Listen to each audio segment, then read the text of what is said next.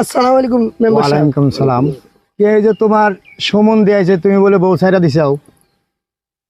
আমি তো মেম্বার সাহেব, আমি খেলাধুলা করি, এই মাথা বুদ্ধি আমার ঠিক নাই। হুম।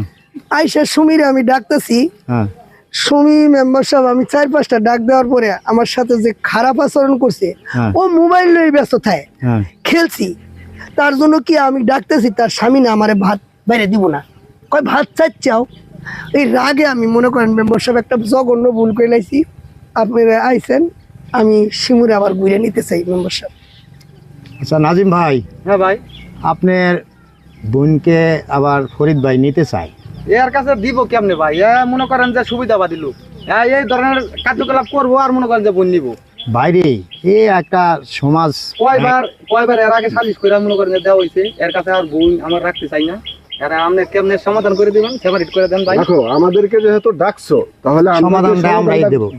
যেটা করতে চাচ্ছি সেটা বলতে দাও। তোমার বোনকে ডাকো।